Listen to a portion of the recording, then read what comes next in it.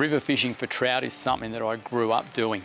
I still love it now as an adult, and there's a heap of great little tips and techniques that I'm going to show you so that you catch more fish when you're doing it. And while we can fish spinners and hard bodies and do all that, this trip, it's going to be about fishing plastics, and to do it effectively, there's a couple of techniques that make all the difference. Now, when it comes to choosing a plastic, there is literally meters and meters of them, colors, shapes, sizes, everything. But one thing I really love is a little paddle-tailed lure, because I love fishing minnow patterns for trout. So a little soft plastic that looks like a little fish, but makes sense, they're going to eat it. I tend to keep the size down in that 50 to 60 mil, sometimes go bigger, especially if we're chasing really big fish. But a couple of my all-time favorites are definitely just the squidgy fish in that gold glitter color.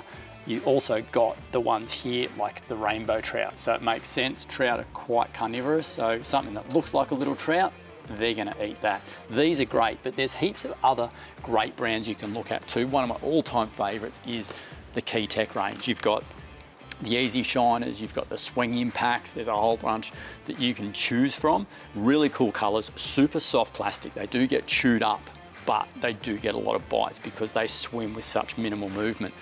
Once you've chosen your soft plastic, choose a color you like. And if you're getting 2 packs, I like to try and go, say, one really natural and one that's maybe, you know, a bit out there, maybe even a bit of pink or bright gold or something like that. But aside from that, you're gonna need a jig head.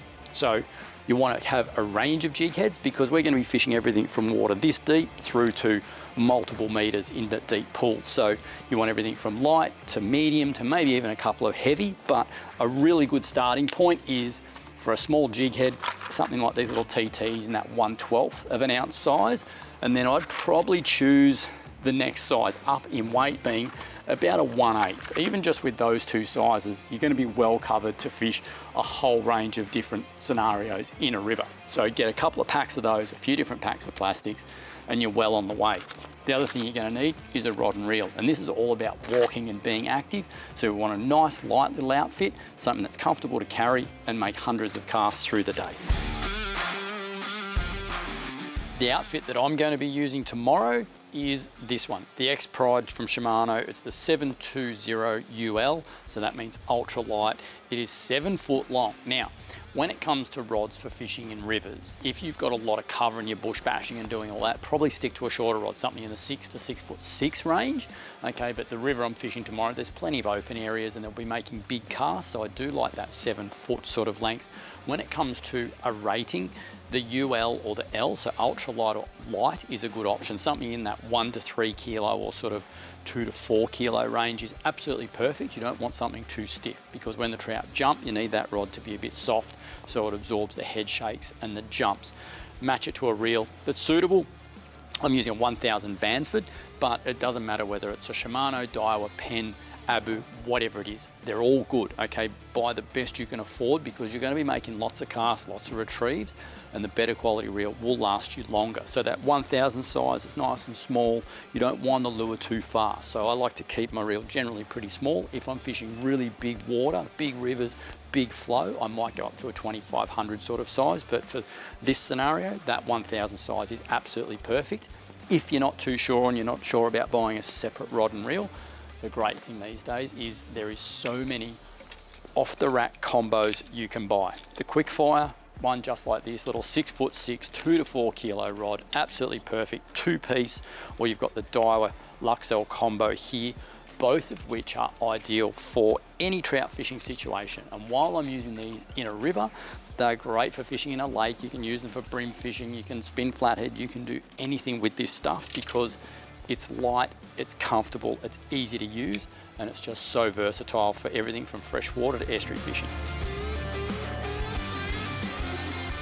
The other final pieces to the puzzle you're going to need is obviously some line. So just something in that 6 pound sort of breaking strain is absolutely perfect. I like a brighter color, white, yellow, whatever, because then I can see that line, not only when it's on the water and the plastic sort of sweeping down in the current, but also just when you're casting. If you've got low light, a dark colored line's hard to see. And if you're like me, you put your lure straight in the tree. The other thing is some fluorocarbon.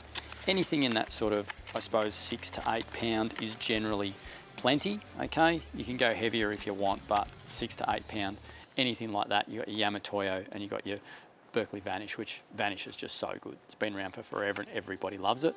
Then you need to store your lures, and because we're moving a lot, we're keeping everything light. So for me, I just run a tiny little tackle box, just like that there. We pull those dividers out as we need. That will hold all the lures and plastics that I need for a day's fishing. Plus, if you've got your backpack, you can chuck extra bits and pieces in there. And then finally, if you're like me and you're always changing lures rather than retying every time, I really love a good quality snap. So that snap doesn't have a swivel, it's just a clip, but I can clip plastics, lures on and off as I need without retying knots all the time. Then finally, the last thing that I just saw on the wall here, you're absolutely crazy if you go trout fishing without a packet of these, the Berkeley T-Tail Minnow. I have no idea. I mean, they look great, but trout just absolutely love these things. They come in a range of colors from your black and gold to your other natural patterns through to bright pink. T-tails catch trout.